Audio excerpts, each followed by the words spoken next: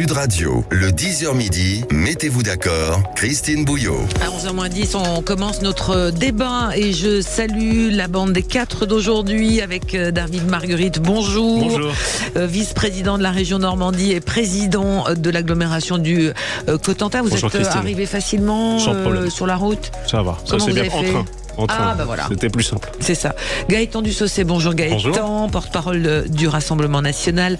Geneviève Götzinger, bonjour Geneviève. Bonjour Christine. Présidente de l'agence Image, et va nous rejoindre dans un instant Hassen Amour, responsable associatif, fondateur du collectif marseillais Trop jeune pour mourir. Alors évidemment, au lendemain du discours de politique générale de Gabriel Attal, on va décortiquer, savoir ce que vous en avez pensé. Est-ce que c'est un catalogue de mesures urgentes ou pas urgentes? Le style Attal aussi, et la réponse qu'il a apportée ou pas aux agriculteurs, et surtout comment sortir de la crise. Sur le discours de politique générale, il y a la forme, il y a le fond, avec une volonté de déverrouiller, désmicariser, ça c'est super pratique à dire pour nous les présentateurs, débureaucratiser également le pays. Est-ce qu'il a fait un discours, moi j'ai entendu hier soir autour de moi, il a fait un discours de vieux dans un corps de jeune, voilà ce qu'on m'a dit, et surtout est-ce que c'est encore possible finalement, alors que Emmanuel Macron est au gouvernement, est à la tête de l'État depuis 2017. Voilà pour une partie du menu de ce matin. On va commencer par vos coups de cœur et vos coups de gueule. David, on commence par un coup de gueule sur un préavis de grève qui est passé presque inaperçu. Oui, il est passé inaperçu, c'est le préavis de grève de la CGT à la RATP, qui est un préavis qui court sur 8 mois à partir de la semaine prochaine jusqu'au mois de septembre. Wow. Un préavis de grève, donc on retrouve pêle-mêle des revendications assez classiques sur l'indexation des salaires sur les prix, la semaine de 32 heures, revalorisation générale des salaires de 50 points d'indice. Et en fait, moi, dans ce préavis, je vois une double indécence de la CGT et une forme de dérive de ce syndicat. La première indécence, c'est bien sûr le calendrier. On est en pleine crise agricole, on a des gens qui se battent pour ne pas mourir, qui veulent vivre décemment de leur travail, pour qui la semaine de 32 heures, ils regardent ça avec, en effet, à mon avis, beaucoup d'étonnement, c'est le moins qu'on puisse dire.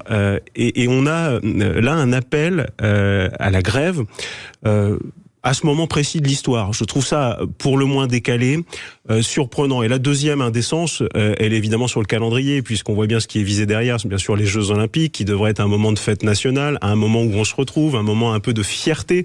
Là aussi, je sens le décalage, en fait, entre la manifestation à laquelle on assiste des agriculteurs, qui est légitime, que je soutiens complètement. Encore une fois, ils défendent notre ruralité, notre mode de vie, la souveraineté alimentaire de la France. Ils travaillent 70, 80 heures par semaine, parfois pour rien gagner du tout, et ils ont l'amour du pays au cœur. Et là, on a un syndicat qui choisit ce moment-là pour appeler à une grève de 8 mois, abîmer l'image du pays. J'avoue que j'avais jamais vu un préavis de grève aussi long. Voilà, on comprend bien la stratégie derrière. Mais en général, c'est reconductible. Mais là, d'habitude, c'est d'emblée, on pose les 8 mois. C'est énorme. Et puis derrière, on voit aussi, la dérive d'un syndicat dont la secrétaire générale refuse certains micros quand même. Elle refuse le nôtre en particulier. Celui de Sud Radio, celui de CNews. C'est quand même. Moi, j'ai beaucoup de respect pour les syndicats, pour le dialogue social, mais là on n'en est plus là. C'est un mouvement aujourd'hui qui est totalement politisé, qui ne défend plus les intérêts qu'il prétend défendre, et qui se sert du calendrier pour abîmer l'image de la France quand même. Derrière, c'est ça qui se joue. Donc vraiment, là c'est un moment peut-être aussi où les corps sociaux sont importants pour ressouder peut-être aussi un dialogue social qui est un poil en panne quand même. Exactement, et à un moment aussi où peut-être on n'a pas besoin d'en rajouter sur les fractures. Je le disais, c'est quand même un sentiment d'avoir une France qui se bat pour ne pas mourir, une ruralité qui se bat. La demande la plus légitime qui soit, c'est de pouvoir vivre un minimum du fruit de son travail. Et de l'autre côté, une France qui donne quand même ce sentiment d'être un peu privilégiée, et pour qui c'est jamais assez. Je trouve que la revendication sur la semaine de 32 heures, dans ce contexte-là, elle pouvait à tout le moins attendre un petit peu, quoi. Vous voyez, j'ai beaucoup de respect encore une fois. Est-ce qu'on peut parler d'échec aussi pour Jean Castex, qui est censé remettre à la RATP tout sur les rails, trouver des solutions miracles partout? Je pense pas qu'on puisse parler de son échec. Je penserais plutôt que parce que pour le coup, ils se servent du contexte et je crois qu'en effet, Jean Castex, le pauvre, n'est pas vraiment responsable de ces préavis de grève. C'est une course, une surenchère qui est freinée, qui n'a pas de limite. Donc vraiment, moi j'ai été très choqué et en effet, c'est passé totalement inaperçu dans cette actualité. Mais pour vous dire les choses, c'est pas passé inaperçu sur le terrain, c'est pas passé inaperçu pour ceux qui se battent. Et là, il y a vraiment un sentiment de fracture encore plus grande du pays en ce moment, quoi. Vraiment. On continue avec les uns et les autres. Geneviève. Oui, alors moi je suis choquée par Madame Oudéa Castéra, une fois de plus. Ses vœux. Donc c'est la grande journée demain avec une grande manif, mobilisation des enseignants. Absolument. Donc on va voir comment elle va la gérer. Mais j'ai l'impression pour l'instant qu'elle reste quand même davantage se concentrer sur sa petite personne, ses petits problèmes. Et j'ai trouvé ses vœux hier devant le comité olympique français où elle est en terrain totalement acquis. Hein, elle est devant des amis. Ses vœux totalement décalés, mais vraiment, elle en a profité à nouveau pour se victimiser avec une phrase qui m'a beaucoup choquée. Même au sein du Parlement, on voudrait faire de moi le symbole d'une caste à abattre. Non, elle n'est pas le symbole d'une caste à abattre. Elle a commis une maladresse et un mensonge. Au départ quand même, ce qui est quand même assez grave. Elle ajoute de la maladresse à la maladresse, elle se victimise et je trouve que c'est pas du tout la bonne stratégie de reconquête d'une image personnelle qui est quand même assez flétrie aujourd'hui. Elle va y avoir du mal dans ce contexte-là à démarrer les sujets. On va parler du programme de l'école qui a été posé sur la table par Gabriel Attal. Mais absolument. Bon, elle aurait peut-être besoin d'avoir une ministre déléguée ou quelqu'un pour l'épauler aussi. On se demande ce que devient la fin de la constitution du gouvernement. C'est un autre sujet. Ça fait quand même plusieurs semaines aujourd'hui que des ministres avec des portefeuilles absolument invraisemblables sont livrés à eux-mêmes. Enfin, quand vous voyez, là, on va passer à autre chose, mais Bruno Le Maire qui devait avoir 4 ministres délégués ou secrétaires d'État, qui est tout seul pour tout gérer. Enfin, c'est juste de la folie. À quoi joue-t-on ? On appelle ça les ministères fantômes. Non ? Juste une petite réaction, je suis totalement d'accord. Bon, d'abord, il y a une erreur de casting dans cette affaire, clairement. Et on s'improvise pas ministre de l'Éducation. C'est un peu ça aussi le nouveau monde. C'est un enseignement. C'est qu'on se retrouve à un poste à la plus haute responsabilité sans en avoir l'expérience et sans en avoir les codes. Et j'ajouterais que ce qui me semble plus grave encore, au-delà de l'erreur de communication majeure, c'est que c'est fini. C'est qu'on sait qu'elle ne pourra plus réformer, malheureusement d'ailleurs, et qu'on va perdre encore du temps. Or, on n'a plus de temps en matière d'éducation nationale. On dégringole de tous les classements. Les niveaux fondamentaux s'effondrent dans notre pays, et on se retrouve avec une ministre qui maintenant, quoi qu'elle dise, et c'est malheureux, eh bien de toute manière est condamnée et qui en plus en rajoute. Là où je suis complètement d'accord, c'est que plutôt que maintenant d'essayer de revenir à des vrais sujets, le niveau moyen des élèves, elle continue de se justifier, elle continue dans cette obstination communication qui est depuis le début mais dramatique. Enfin vraiment, comment on peut communiquer aussi mal à ce poste-là. On avait plutôt des bons signaux. Mais qu'elle se justifie encore une fois, comme disait Geneviève, rapidement. Erreur de com encore une fois, je pense qu'il faut arrêter. Il faut qu'elle revienne sur des sujets de fond. On a eu quand même le pire ministre de l'Éducation nationale avec Pap Ndiaye. On avait avec Gabriel Attal plutôt des bons signaux, puisqu'on avait le sentiment il a duré 30 ans, mais il était capable de faire. Mais on avait le sentiment quand même qu'il avait compris le message sur le retour de l'excellence, sur l'uniforme. Moi, c'était des sujets qui me parlaient. 3 mois plus tard, bon, il s'en va à Matignon. Mais là, on a une ministre qui ne parle plus de ces sujets et qui, de toute manière, je crois, malheureusement, est condamnée à ne plus pouvoir en parler. C'est d'ailleurs un peu le problème, oui, si je puis me permettre, avec Madame Oudéa Castéra, mais aussi avec le passage éclair de Gabriel Attal. C'est qu'en fait, ça illustre parfaitement la considération qu'est celle d'Emmanuel Macron et du gouvernement à l'égard de l'éducation nationale. Il y a des chantiers immenses à mener, que ce soit sur la revalorisation des salaires des enseignants, sur les crises de vocation pour y répondre, sur la sécurité au sein des classes, sur les atteintes à la laïcité, etc. Et le fait d'avoir plus qu'une erreur de casting, en fait, une erreur d'ambition pour nos écoles, eh bien, montre que le gouvernement n'a pas du tout pris en considération la crise qui est celle de l'école de la République aujourd'hui. Allez, on est partis tous les 4. David Marguerite, Gaëtan Dussocet, Geneviève Götzinger à Seine-Amou. On va revenir dans un instant. On va faire l'info. Un coup d'œil également sur les courses aujourd'hui avec Jean-Paul Delperrier. On se retrouve juste après. À tout de suite. De la Presqu'île aux pentes de la Croix-Rousse, de la Guillotière à Confluence en passant par le Vieux-Lyon et ses traboules, Sud Radio rayonne désormais à Lyon et le Grand Lyon sur 105.8. Connectez-vous aussi avec l'appli Sud Radio et parlons vrai. Bon. Sud Radio, le 10h midi, mettez-vous d'accord, Christine Bouillot. Et en compagnie de David Marguerite, vice-président de la région Normandie, président de l'agglomération du Cotentin, Gaëtan Dussaucé, porte-parole du Rassemblement national, Hassen Amour, responsable associatif qui vient d'arriver. Bonjour Hassen, fondateur du collectif marseillais Trop jeune pour mourir, et Geneviève Götzinger qui est avec nous également, présidente de l'agence Image. On va revenir dans un instant sur le discours de politique générale hier de Gabriel Attal. Qu'est-ce que vous en avez pensé? A-t-on assisté à un catalogue de mesures, et ces mesures, est-ce qu'elles sont applicables immédiatement ou est-ce encore de la communication comme le disent certains aujourd'hui? La crise agricole, est-ce qu'elle peut être éteinte dans les prochaines heures, en sachant que tous les regards se tournent vers Bruxelles désormais? On en était autour de table des coups de cœur et des coups de gueule. Alors finalement, Hassen, je vais revenir à vous parce que avec Geneviève, on parlait de Émilie Oudéa-Castéra, la ministre de l'Éducation nationale, des sports et des Jeux Olympiques. Geneviève disait que on va dire ses vœux au monde sportif hier avaient été quelque peu décalés par rapport aux enjeux, et surtout qu'elle avait continué à s'excuser pour ses propos pour l'Éducation nationale. Et à propos de sport, vous aviez-vous en revanche un coup de cœur? J'ai un coup de cœur, effectivement, parce que dans votre présentation, vous avez oublié un petit truc, c'est que je suis aussi porte-parole régionale d'Europe Écologie Les Verts. D'accord. Pour la région PACA.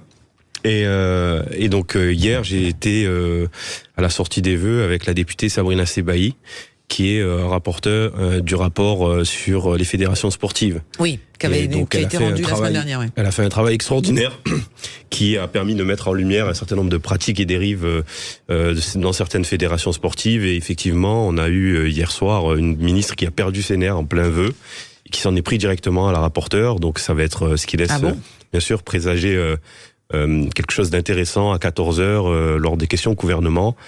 Puisque Sabrina Sebaï va poser des questions. Racontez-nous la passe d'armes. En fait, elle a expliqué que ce rapport, c'était un rapport biaisé, que ce rapport n'était pas... Parce que dans le rapport, on met en cause, effectivement, si je me souviens bien, le salaire, ou en tous les cas... L'indemnité que recevait Madame Oudéa à l'époque. Fédération française de tennis. Exactement. Donc je rappelle 500 000 € par an. Exactement. Et donc, en fait, elle en veut, on va dire, aux membres de la commission d'enquête parlementaire d'avoir mis aussi ça en lumière, puisqu'il y a une série de choses qui sont comme sur des pratiques de certains clubs sportifs, les applications Balance ton sport, une application qui est extrêmement mal connue des professionnels du sport, du monde du sport. Donc en fait, il y a toutes ces choses et toutes ces dérives qui ont été mises sur la table et qui rendent très intéressant et très... en tout cas, très intéressant le rapport qui a été porté par la députée Sabrina Sebaï. Oui, en sachant que quand elle était interrogée sur son indemnité à la tête de la Fédération française de tennis, la réponse de la ministre était le nombre d'heures que je m'enfourne, si je cite les propos, pour ce nombre d'heures-là, aujourd'hui au ministère des Sports, je suis mal payée. Ça a été un peu mal perçu, ça, cette comparaison dans le mouvement sportif. Voilà. On continue. Quelqu'un veut rajouter quelque chose sur ça? Non? No comment? On a trop dit sur la ministre. Sur le plan de la communication. C'est quand même un modèle d'urgence qu'elle trouve un bon communicant. Je ne suis pas candidate. Je dis ça pour... Vous voulez pas récupérer le dossier? Même je pense qu'il est perdu. Ah oui. Enfin, normalement, il n'y a pas de dossier perdu, mais bon, non, mais j'ai pas envie. Oui, c'est sage décision. On continue avec, avant d'attaquer les sujets du jour sur les coups de cœur et les coups de gueule. Gaëtan, un coup de gueule. Vous dites qu'El Macron sera au Conseil européen demain. Affirmatif, parce qu'en fait, on a cette semaine, donc demain, un Conseil européen, un peu extraordinaire d'ailleurs. L'objet de ce Conseil vise à décider de ce que va faire l'Union européenne de 60 milliards d'euros de dépenses supplémentaires, dont 50 milliards à destination de l'Ukraine dans l'effort de guerre. Évidemment que l'Union européenne veut apporter à ce pays. Mais de fait, la colère des agriculteurs, qui ne concerne, vous le savez bien, pas que la France, mais aussi un grand nombre de pays. C'était en Allemagne, en Belgique, aux Pays-Bas. J'ai vu que l'Espagne aussi, les agriculteurs espagnols se mobilisaient à leur tour, et bien bouleverse un peu l'ordre du jour de ce Conseil européen. En parallèle, on a suivi ça en France. On a donc Emmanuel Macron et tout son gouvernement qui nous disent « Vous allez voir ce que vous allez voir, on va monter à l'Europe et on va dire l'accord de libre-échange entre l'Union européenne et le Mercosur, les pays d'Amérique latine, c'est terminé. » Bon, en réalité, ça risque d'être un peu plus compliqué, parce que déjà, il y a un commissaire européen au commerce, monsieur Valdis Dombrovskis. Désolé si j'écorche un petit peu son nom, mais qui, lui, a dit très clairement, n'allez pas imaginer que nous avons soudainement fichu en l'air nos documents de travail pour rentrer chez nous et nous allonger sur un transat. Et puis il y a un autre problème aussi, c'est surtout quelle est la position en réalité du président de la République française. Parce que Emmanuel Macron, en 2017, il demandait à ce qu'on ralentisse sur les négociations du Mercosur. Donc pour l'instant, on est encore sur une suite assez logique. Pour finalement, en 2018, dire qu'il fallait accélérer sur les négociations pour aboutir à un accord. En août 2019, il change à nouveau de position parce que Bolsonaro gagne les élections au Brésil et cela le dérange.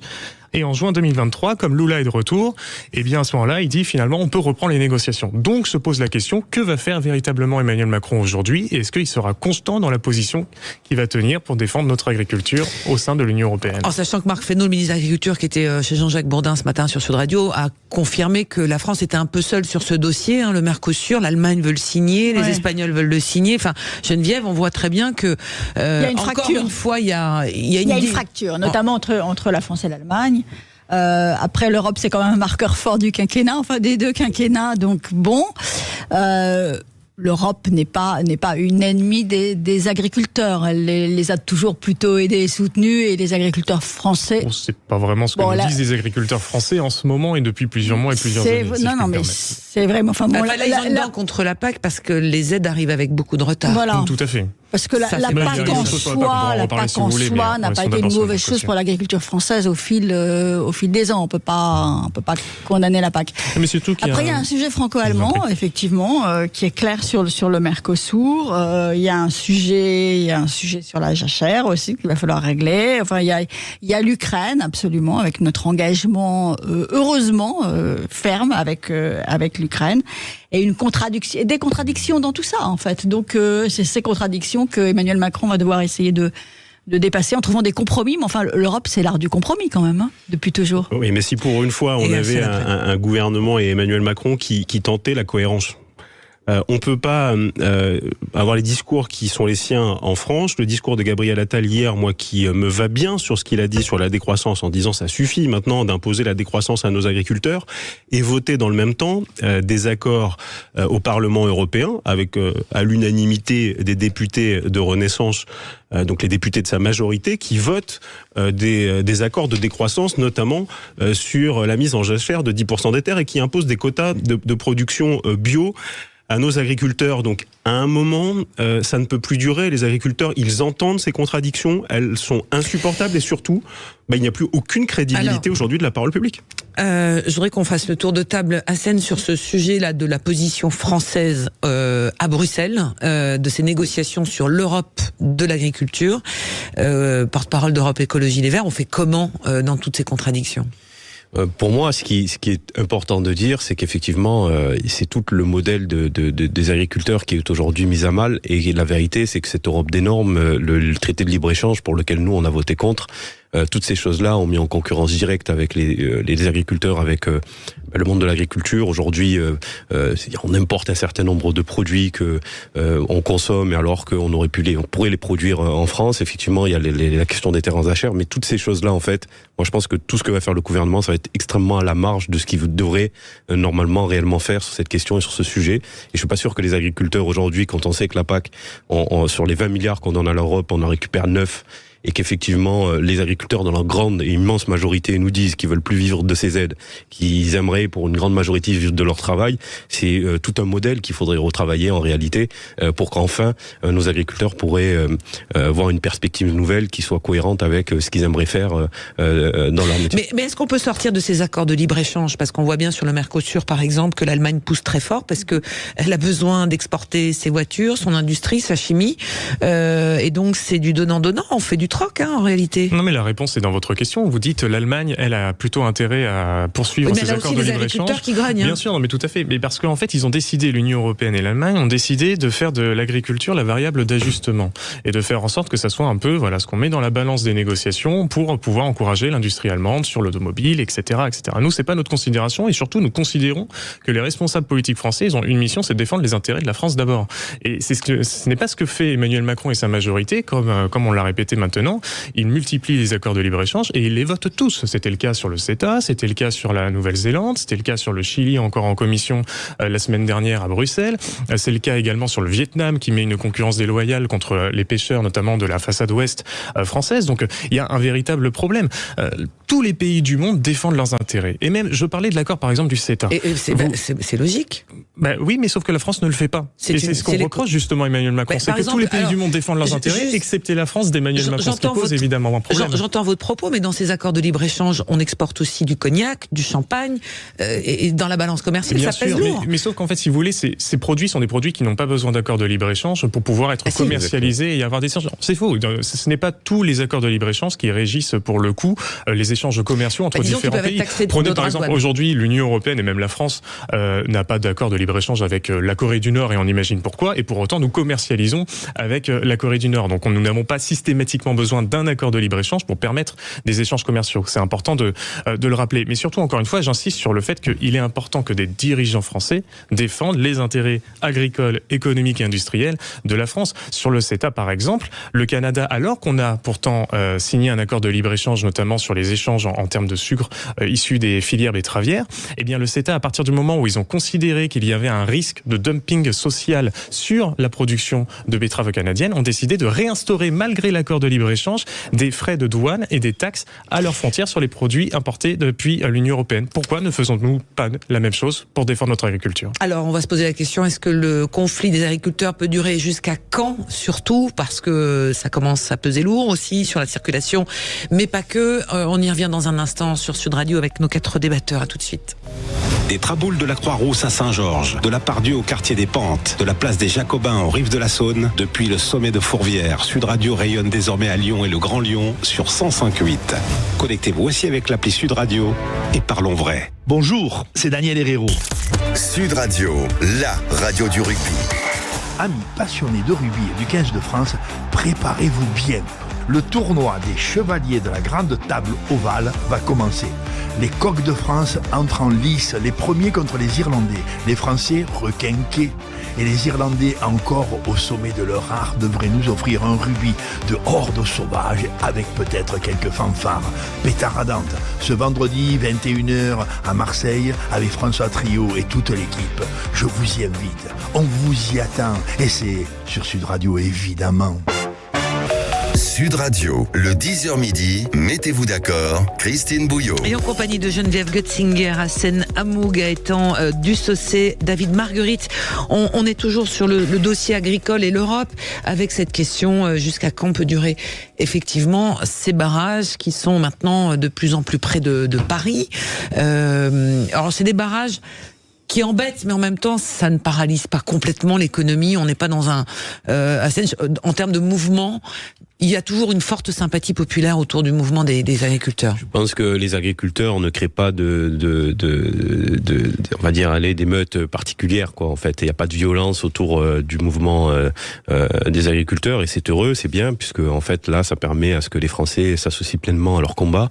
Effectivement, ils sont sur nos autoroutes, ils nous empêchent de nous déplacer, mais on a tellement de sympathie, on a tellement de solidarité à leur égard que en fait, on est plutôt avec eux, et je vois pas en fait un soulèvement ou des colères d'usagers qui se disent, ben voilà. Est-ce que ça pèse dans la discussion, justement ? L'opinion publique pèse, et pour le coup, on sent vraiment qu'il y a une certaine unanimité autour de leur situation. Et donc, toutes il faut ces trouver années des de réponses. souffrance. Effectivement, il faut trouver des réponses, et comme je le dis, pour moi, c'est vraiment l'entièreté d'un modèle qu'il faut revoir.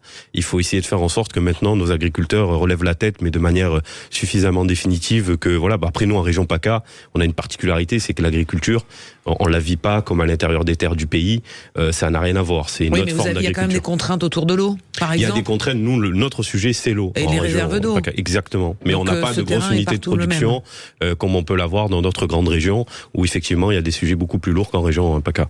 Geneviève, sur cette sortie de crise éventuelle, puis on va après parler du discours de politique générale de Gabriel Attal. Alors, sortie de crise, je pense que ça va dépendre peut-être de ce qui va sortir aussi du Conseil européen. Donc pour l'instant, voilà, exactement. Donc ils vont attendre un petit peu.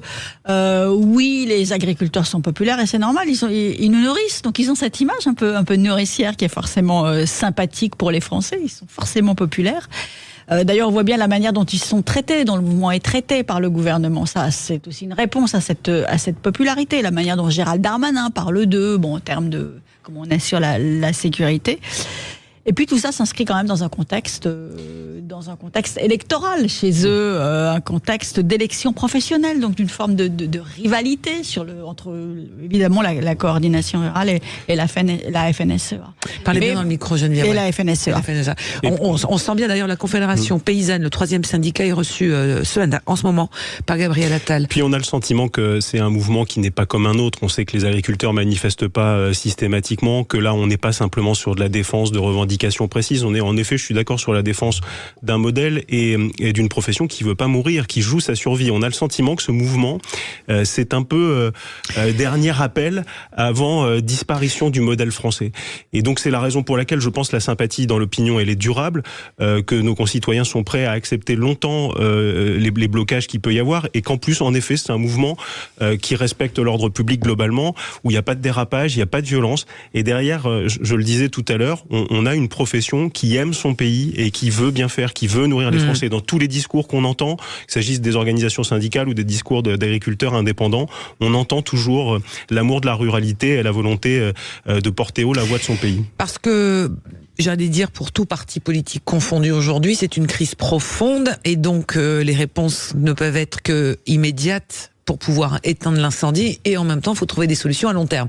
Donc, qui a la solution ? Oui, en tout cas, on peut pas accepter aujourd'hui concrètement que le marché français, européen soit inondé de 99 000 tonnes supplémentaires de bœuf, de 180 000 tonnes de volailles. Bref, quand je parle de survie, c'est ça qui se joue aujourd'hui. C'est une question de bon sens. Qui pourrait accepter de travailler 80 heures pour ne rien gagner du tout, et qui peut accepter qu'on se voit imposer des contraintes qu'on n'impose pas aux autres, en fait. C'est une question de bon sens. Une dernière question à vous poser. Est-ce que nous, parce que je reviens sur, parce qu'on parlait de symboles et tout, bon là on voit par exemple Karine Le Marchand qui vient porter main forte, en tous les cas sa notoriété, on en pense qu'on en veut, mais toujours est-il qu'elle a peut-être fait beaucoup pour l'image de l'agriculture à travers cette émission, et qui en fait une autre spéciale dimanche soir sur M6. Voilà pour la parenthèse.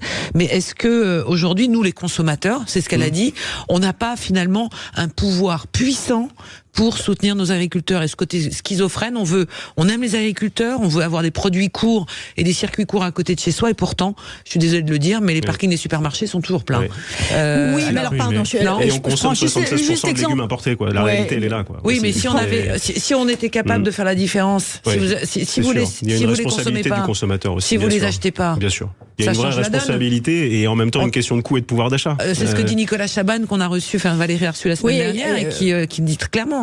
Il y a les consommateurs, nous consommateurs individuels, mais dans les supermarchés, je prends l'exemple du poulet, j'entendais ça ce matin. En fait, les poulets d'importation, sont essentiellement consommés en milieu scolaire ou en milieu de la restauration professionnelle. Donc nous, en tant que consommateurs individuels, ce qu'on trouve dans les supermarchés, c'est des poulets français. On va prendre l'exemple de la tomate cerise marocaine. Oui. Depuis 2 jours, alors moi c'est mon fixou, il y a cet extrait, on en a parlé ce matin aussi sur Sud Radio, on explique que ces petites tomates cerises qui sont vendues moins d'€1 la barquette, en fait font partie d'un accord commercial qui a été signé avec le Maroc pour le développement de l'agriculture marocaine, dans un souci justement de développement du pays, mais sans droit de douane. C'est-à-dire que là, le consommateur, en tout cas l'agriculteur, est battu. Et vous les avez en ce moment.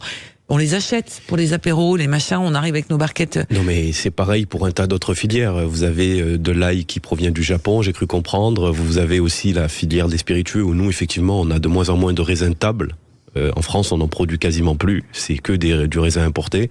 Et en fait, c'est des sujets il y a une question d'ailleurs qui a été posée aux consommateurs il n'y a pas plus tard que 24 heures pour savoir si aujourd'hui les consommateurs étaient prêts à mettre la main au portefeuille pour payer un peu plus cher les produits. La réponse a été massivement non. Il y a un contexte effectivement de pouvoir d'achat qui est certain, on va en parler et de dumping qui est là aussi effectivement quand on se fait inonder, quand le marché français se fait inonder par d'autres produits importés, effectivement. On a toujours dit que les légumes de saison c'était moins cher. Le sujet central autour de la question de ce qu'achètent les consommateurs et surtout du prix auquel on achète des produits agricoles ou des produits alimentaire en réalité. C'est pas ça, c'est surtout que la question qui est au cœur de ce sujet, c'est surtout les marges de la grande distribution et du rôle de la grande distribution. Parce que sur le sujet des agriculteurs, on a d'un côté les revenus des agriculteurs qui diminuent et de l'autre côté les prix d'achat au quotidien pour les Français qui augmentent. Donc il y a une question, c'est où va l'argent ? au milieu.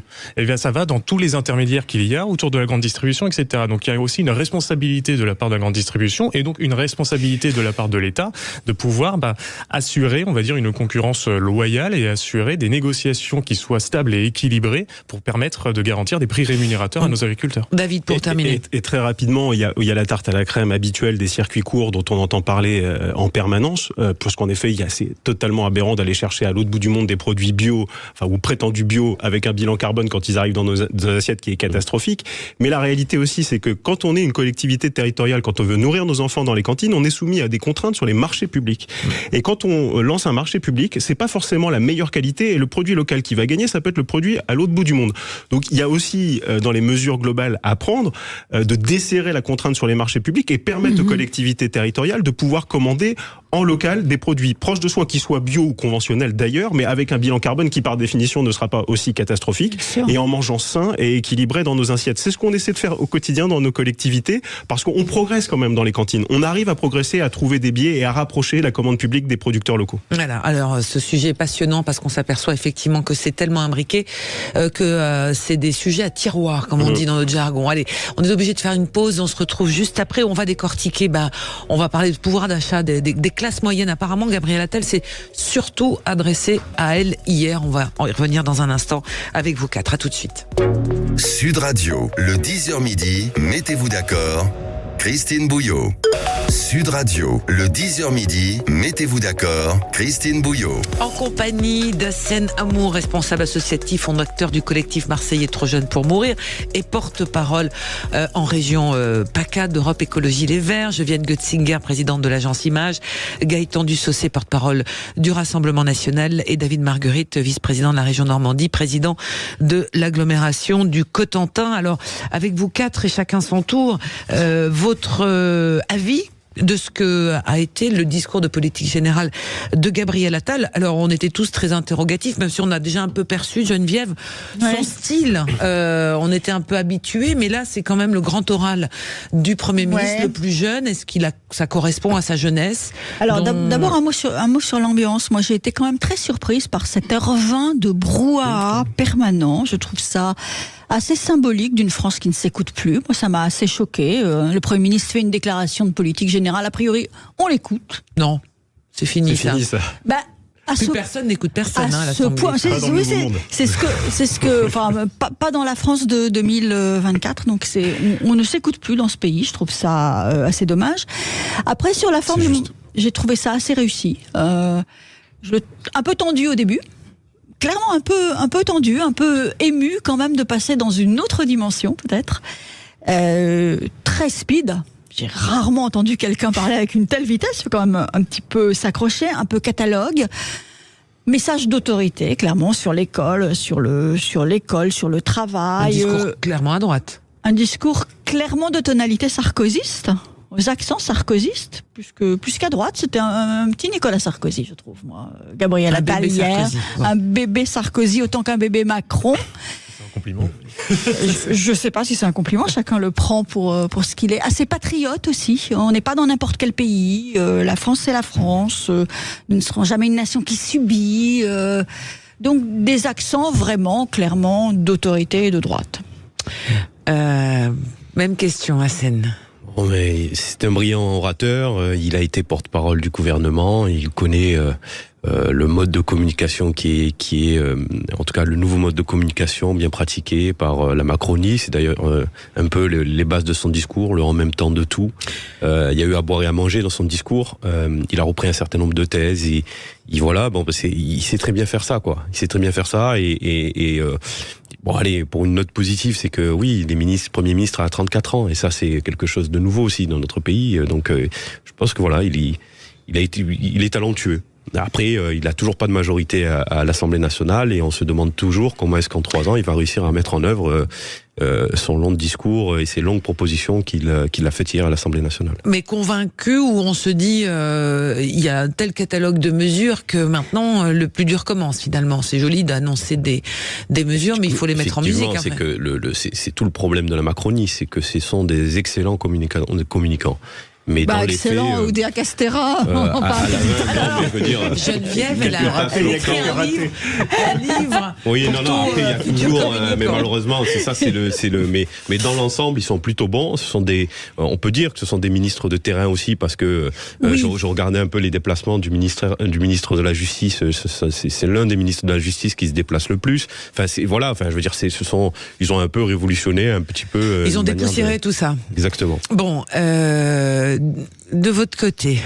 Oui, alors je serais peut-être pas aussi positif et un peu plus avare en compliment, vous me le pardonnerez. Bon, après, vous êtes porte-parole d'un parti qui l'a attaqué en permanence. Premier parti d'opposition, merci de le rappeler, le Rassemblement national. Non, d'abord, je pense qu'il y a deux problèmes. Le premier, c'est surtout que le discours de politique générale du Premier ministre avait complètement perdu de sa substance à partir du moment où, en fait, le président de la République, Emmanuel Macron, faisant un peu fi de la répartition des rôles entre le Premier ministre, le gouvernement et le président de l'autre côté, avait un peu vendu la mèche avec sa longue conférence de presse, on se souvient, d'il y a plusieurs jours, dans lequel il avait déjà un peu tout dit, laissant finalement peu de marge de manœuvre et de annonces nouvelles, on va dire, du côté de Gabriel Attal. Bon, ça, c'est le premier souci, c'est sur l'exercice du pouvoir et la répartition des rôles au sein de l'exécutif. Second souci, c'est que, comme on le disait à l'instant, on a tellement l'habitude d'entendre à travers le « en même temps » tout et n'importe quoi, ou tout et son contraire dans la bouche du gouvernement. Vous avez entendu du « en même temps » vous, hier ? Alors, non, pas dans le discours d'hier, mais du « en même temps » par rapport au bilan qui est celui du gouvernement et des élus macronistes. Gabriel Attal ne tombe pas du ciel, il n'est pas nouveau, il est tout aussi comptable et responsable du bilan qui est celui d'Emmanuel Macron, qui est élu, je le rappelle quand même, depuis 7 ans maintenant. Et c'est vrai que quand il s'engage dans une vision ou des discours qui vont à l'encontre de tout ce qu'ils ont défendu pendant 6 ans et demi, ça pose une question sur la crédibilité de ce qu'ils nous annoncent. Et je pense que, comme un grand nombre de Français aujourd'hui, beaucoup se posent la question, se demandent, est-ce qu'on peut les croire ? Est-ce qu'on peut croire en la sincérité de ce qu'ils vont faire ? Je pense qu'il y en a beaucoup qui l'écoutent de façon très désabusée en réalité. Je prends une des mesures, moi par exemple hier, quand il dit pour permettre aux Français d'avoir des rendez-vous chez le médecin et toutes ces heures perdues, si on est sanctionné parce qu'on prend un rendez-vous, on n'y va pas, c'est presque frappé du coin du bon sens. Oui, alors c'est très concret. Oui, un peu le bon sens chez vous. Le bon sens chez vous. C'est ce que j'allais dire. C'est dans un discours de politique générale, j'avais envie de dire. Moi, c'est ce que j'allais dire. Une remarque sur la forme. En effet, c'est incontestablement quelqu'un qui a un talent oratoire, qui a un talent tout court. Il est brillant, Gabriel Attal. Je pense que personne ne peut le contester.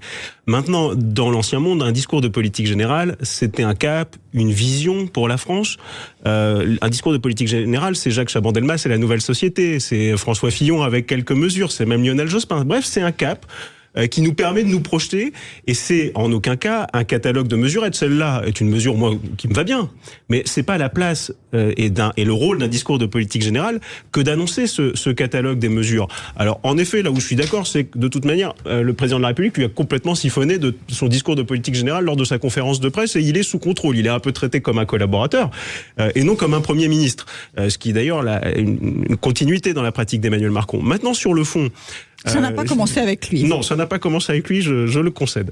Maintenant, sur le fond, moi, je retrouve une sémantique, une terminologie, autorité, le travail qui doit payer, l'indépendance, qui parle à un homme de droite, l'homme de droite que je suis, et même au séguiniste que je suis sur le côté indépendance, souveraineté. Maintenant, la réalité... Il a quand même été question d'ordre, de rétablir la... Je pense que là, on aurait tort de pas dire que c'est un discours qui, sur le papier, est un discours qui sonne plutôt à droite, avec des mots qui, moi, encore une fois, me vont bien. Mais la réalité, c'est que, il n'a aucune marge de manœuvre puisqu'il n'a pas de majorité.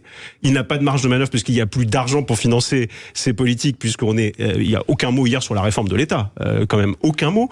Et je vais être un peu dur, mais la conviction que Gabriel Attal, qui disait à peu près le contraire d'un certain nombre de mesures qu'il a annoncées hier, il y a encore quelques années, aurait pu avoir un discours avec la même conviction, avec le même ton, qui aurait été un discours de gauche si les sondages avait été à gauche et si le pays glissait à gauche, ce qui n'est pas le cas. Le pays n'a jamais été aussi à droite, toutes les enquêtes le démontrent, et on a le sentiment qu'il s'est approprié ces enquêtes d'opinion et qu'il a servi un peu ce qu'on avait envie d'entendre. Donc ce que j'ai envie de dire, c'est que sur le fond, en faisant abstraction des 7 dernières années, pourquoi pas ? Mais on pourrait citer quantité d'exemples dans son discours. Et je vais juste en donner un sur la crise du logement. Parce que là, c'est quand même très intéressant. Parce que ce qui intéresse les Français, c'est la santé, le logement, la sécurité, l'immigration. Sur le logement, il a parlé hier de choc d'offres. C'est-à-dire, en effet, il faut construire du logement. C'est exactement la même formule qu'Emmanuel Macron il y a 7 ans, sauf qu'en 7 ans, les permis de construire, ils se sont effondrés de 23%, que les normes se sont amplifiées avec le zéro artificialisation nette qui empêche à peu près les maires aujourd'hui de construire. On a supprimé des dispositifs fiscaux incitatifs comme la loi Pinel. Bref, on a fait le contraire de ce qu'il fallait faire en matière de logement. D'ailleurs, vous le disiez tout à l'heure, il n'y a toujours pas de gouvernement. Il n'y a même pas de ministre de logement de plein exercice. Donc, quelle est la crédibilité de ce qu'il dit ? J'ai envie d'y croire, mais la réalité, c'est que je n'y crois pas beaucoup et que personne n'y croit parce que ces mots qui peuvent sonner doux à l'oreille d'un homme de droite sonnent en réalité creux. Geneviève. Oui, alors moi j'ai quand même envie de vous demander, vous dites que sur le fond là, ce qu'il a dit vous convient. Mais j'ai envie d'y croire. Voilà, sauf vous que avez les envie d'y faits l'infirment.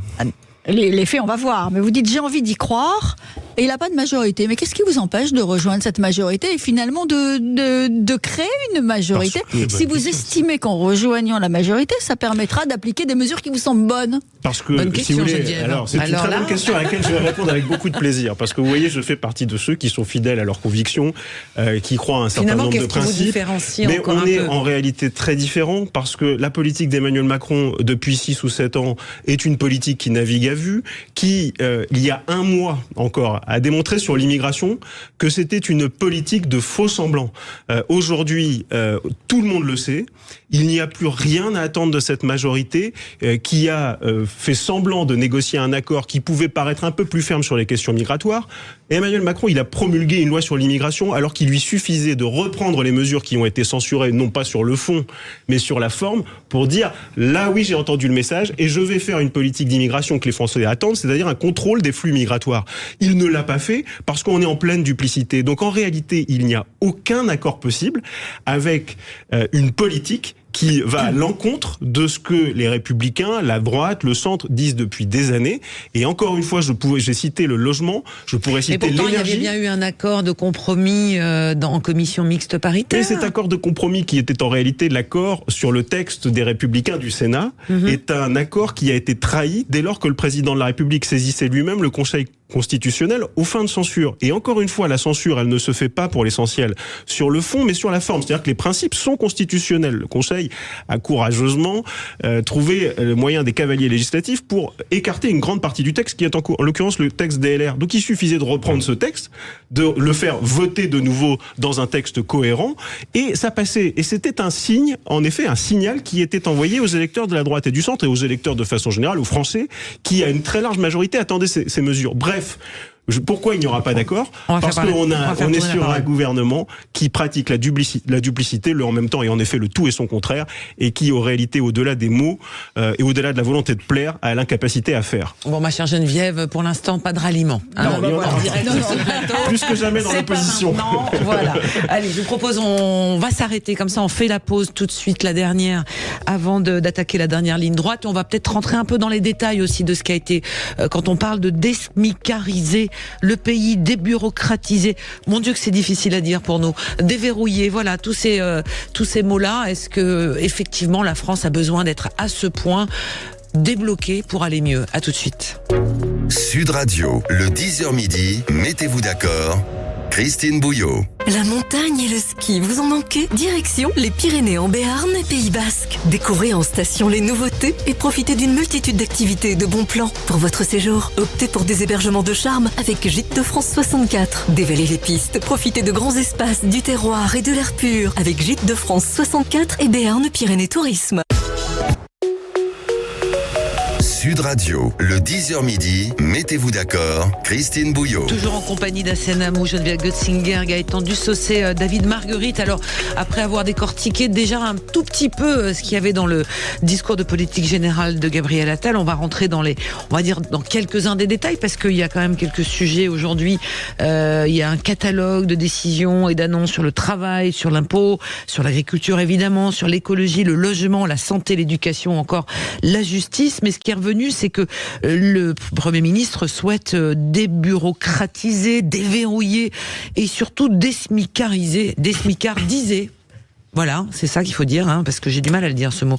Désmicardiser le pays, cette trappe, comme qui c'est qui disait ça? C'était des trappes à pauvreté, parfois aussi de ces bas salaires, de ces salariés qui n'arrivent pas. Alors beaucoup disent, et j'en profite que vous soyez là, Gaëtan, c'est que c'est un coup qui est porté à l'électorat que vous visez au niveau du Rassemblement national, s'adresser aux classes populaires, leur dire on va s'occuper de votre pouvoir d'achat et de ce que vous pouvez gagner tous les mois. Qu'est-ce que vous en avez pensé ? Alors c'est toujours le problème avec ce gouvernement, c'est la différence qu'il y a entre les paroles et les actes. Et particulièrement avec Gabriel Attal, on sent que très souvent le Rassemblement national dit quelque chose et Gabriel Attal s'empresse ensuite de le copier par la suite.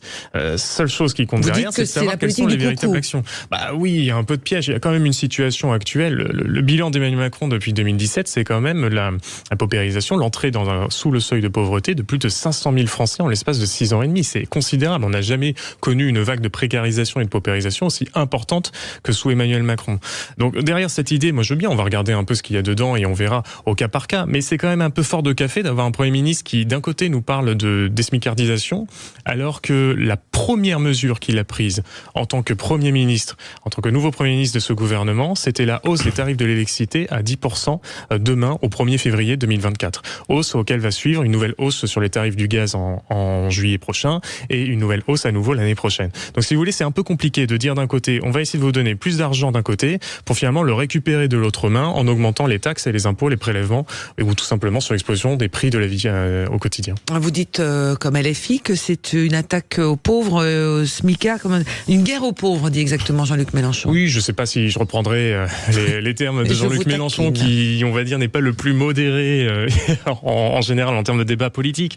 Mais ce qu'il faut quand même constater, c'est que toutes les mesures qui ont été mises en œuvre par le gouvernement, et notamment cette politique du chéquier qui n'a jamais réussi à trouver la bonne cible. À chaque fois, on a envoyé des chèques, ça a coûté un fric monstre, sans qu'en réalité, on prenne des mesures immédiates et structurelles pour qu'on puisse soulager et soutenir le pouvoir d'achat des Français de manière concrète. Dernière chose avec vous, au Rassemblement national, est-ce que vous avez été choqué quand il a annoncé donc la régularisation de tous ces médecins étrangers qui font tourner nos hôpitaux? Mais c'est le problème de ce gouvernement. Et d'ailleurs, je suis très content que Gabriel Attal l'assume et le dise dans son discours de politique générale. C'est que le gouvernement, plutôt que d'essayer de résoudre les problèmes sur l'attractivité d'un certain nombre de secteurs d'emploi en lien avec la rémunération, avec les conditions de travail, qui travaillent aujourd'hui, on les aura pas avant 10 ans. Non, mais d'accord. Mais le problème, c'est que le gouvernement, plutôt que d'apporter des réponses structurelles sur les filières, comment il fait? Eh ben, il va chercher de la main-d'œuvre ailleurs. Je suis désolé, mais il y a quand même un certain nombre de pays, je pense particulièrement à des pays africains, c'est pas aller chercher de la main-d'œuvre ailleurs, puisque ces médecins-là si vous me permettez juste de terminer là-dessus, je vous laisse la parole. Il y a quand même un certain nombre de pays africains qui souffrent justement de l'émigration, du départ d'un certain nombre de professionnels de santé de leur propre pays. On ne peut pas d'un côté se réjouir d'avoir des pays qui tombent dans la pauvreté et dans une détresse, notamment sanitaire, physique, mentale, et de l'autre côté se dire mais c'est combien nous on a récupéré tous nos médecins. Alors, si je peux me permettre, d'abord. Moi, je trouve que c'est plutôt une bonne nouvelle que des médecins, des infirmières qui sont là depuis le Covid, qui s'occupent de nos hôpitaux, qui font en sorte que ces services fonctionnent. Et si on entend la douleur et la détresse de nos hôpitaux aujourd'hui, il manque de personnel.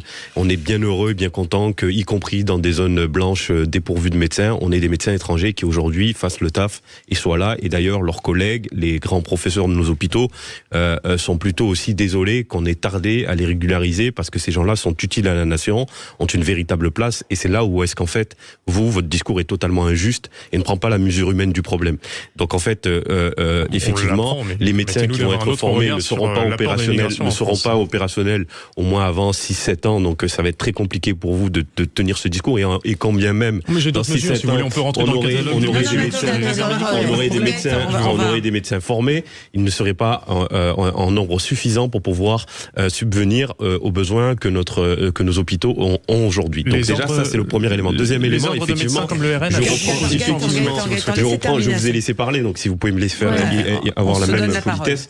Derrière, il y a un tas d'autres. Moi, je reprends effectivement le même discours que Mélenchon en disant qu'effectivement, il a fait une chasse aux pauvres hier. Effectivement, quand on s'attaque au symbole que est le RSA en essayant justement de durcir les conditions d'obtenir cette aide qui est une aide minimale finalement que reçoivent les plus modestes. quand on durcit les conditions d'accessibilité également à l'assurance chômage, quand on fait la loi immigration avec tout ce que cela comporte, quand on ne parle toujours pas d'ailleurs dans son discours des sans-papiers qui également travaillent dans l'hôtellerie, la restauration et le BTP, et dont certains ont fait les frais de chefs d'entreprise de grands groupes malhonnêtes qui les ont exploités et pour certains n'ont pas perçu leur salaire. Toutes ces situations malheureuses, hier Gabriel Attal les a fait totalement passer à la trappe. Donc moi je dis voilà, effectivement hier il y avait à boire et à manger dans son discours et les plus modestes de notre pays n'ont pas forcément été touchés pour répondre à votre question. Donc il n'a pas touché cette classe moyenne inférieure. Il y a toujours cette question des travailleurs pauvres. Elle est intimement liée à la question des agriculteurs. Et de s'adresser à eux. Se dire, en fait, est-ce qu'on est prêt à mettre la main au portefeuille pour pouvoir payer un peu mieux les produits de cette filière, de nos agriculteurs qui produisent français et qu'il faut aider? Les Français répondent massivement non parce qu'ils n'ont pas le sou. Allez, on continue de Geneviève. C'est sur la question des médecins étrangers. Oui. Alors, effectivement, la régularisation des médecins étrangers qui travaillent actuellement dans notre pays me semble une très bonne chose. Je suis plus sceptique en revanche sur l'idée des émissaires qu'on va envoyer partout récupérer des médecins dans des pays divers et variés pour les capter. Ces pays, notamment les pays du Sud. Troisième mesure qui est passée un peu là-dessus, si vous voulez bien. Notamment les pays du Sud. Ces pays ont besoin de médecins. Si leurs élites viennent se faire soigner en France, c'est parce que le système médical n'est pas performant chez eux. Quand on se balade en Afrique, dans des villages où vous voyez qu'il y a une telle pénurie de médecins, une telle pauvreté en matière de soins, on va pas aller récupérer leurs élites médicales parce qu'on en a besoin chez nous. Ils en ont besoin chez eux. Et il y a quelque chose de fondamental d'ailleurs. On ne peut pas, il faut quand même comprendre, on n'arrivera jamais à réguler l'immigration si ces pays ne se développent pas. C'est quand même la base. Vous ne pourrez jamais empêcher des gens de vouloir venir dans des pays où ils pourraient aspirer et donner à leurs enfants un avenir meilleur si chez eux ils ne peuvent pas trouver ça. Donc on peut pas à la fois dire on veut réguler l'immigration et en même temps aller piquer leurs médecins. Ce n'est pas possible. Les deux sont complètement antinomiques. Et il y avait une troisième mesure aussi qui est assez surprenante, c'est d'essayer de faire revenir les étudiants français qui sont partis étudier la médecine parce qu'ils ne sont pas rentrés dans le numerus clausus, qui sont actuellement en Espagne, au Portugal, en Roumanie, en Belgique, pour qu'ils viennent finir leurs études en France. Pourquoi ? Enfin, moi, ça me laisse. Non, le nombre d'étudiants qu'on connaît qui sont partis parce qu'ils pouvaient pas assouvir leurs rêves, parce qu'ils ont raté d'un demi-dixième de point l'entrée dans le numerus clausus. Moi, sur la régularisation de médecins qui sont aujourd'hui installés en France, j'y suis favorable pour une raison simple, c'est que si aujourd'hui ils sont plus là dans certains services hospitaliers, l'hôpital s'effondre. La réalité, elle est là aujourd'hui. C'est qu'on est dans une telle situation de détresse presque aujourd'hui d'accès à un professionnel de soins, d'un spécialiste, d'un pédiatre dans notre pays, on le connaît dans nos territoires ruraux, qu'il faut regarder toutes les pistes qui sont possibles pour éviter l'effondrement complet du système, parce qu'en effet, c'est dans 10 ans qu'on commencera peut-être à avoir un peu plus de médecins.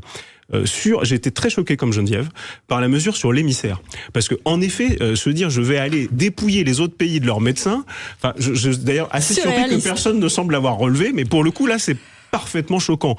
Aller chercher des étudiants français qui sont partis faire leurs études ailleurs, en tout cas, essayer de les convaincre de revenir. Mais ils vont revenir. Oui, mais alors essayez d'aller dans les facs, essayez d'aller chercher dans les facs de médecine à l'étranger les kinés qui sont partis, etc. En tout cas, en faisant la promotion de nos territoires pour dire venez, c'est ce qu'on fait d'ailleurs. Nous, dans les territoires, on essaie d'aller convaincre à la sortie des facs, on essaie d'aller faire des opérations de promotion sur les territoires pour dire venez, vous allez avoir la qualité de vie, etc. Donc oui, je pense que ça c'est une mesure qui peut se tenter. Sur la question de la débureaucratisation ou du choc de simplification, là vous voyez, il y a une différence majeure entre les républicains et les macronistes. Parce que là, c'est plus que le contraire qui est fait depuis des années. Il n'y a aucune réforme de l'État qui est tentée.